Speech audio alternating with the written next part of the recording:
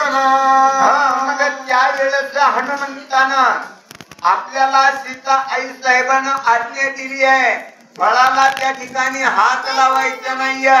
मग असणार त्या ठिकाणी हात तर लावायचा नाही, परंतु वनाचा ध्वंस करायचा, आपल्याला कळ करायची आहे. याच्यासाठी आपण काय करावं लागल, हा असणारा हनुमानजीने विचार केला आणि विचार करून हनुमानजी त्या ठिकाणी सीता आई साहेबापासून जरा बरेचसे दूर गेले आणि दूर जाऊन त्या ठिकाणी फळ खाण्याचा विचार हनुमानजी करू लागले.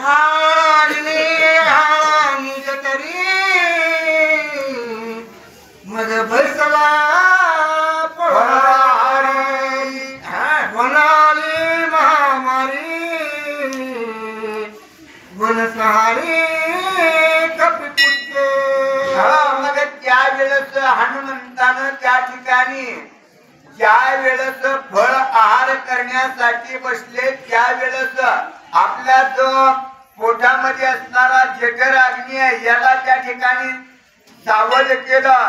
आता असणारा आपल्याला या ठिकाणी भोजन करायचं, सावध व्हा सर्व असं त्या ठिकाणी इशारा हनुमानजीनं दिला गेला आणि शेपटाला त्या ठिकाणी सांगितलं कार्य.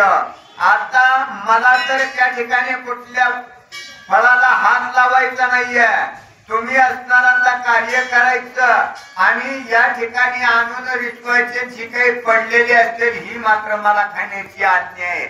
याच्या पलीकडे मला कुठली आज्ञा नाही, म्हणून हनुमानजी आपल्या शेपटीला त्या ठिकाणी आज्ञा करू लागले. सीतेची आज्ञाप्रमाणे घातली श्रीरामाची उच्चे वृक्षे पडून फळी झाडून फळ खाय. हनुमंतानं त्या ठिकाणी आपल्याला सीताई साहेबांना काय केलेलं आहे, प्रभू रामचंद्राची आण घातलेली आहे, शपथ घातलेली आहे.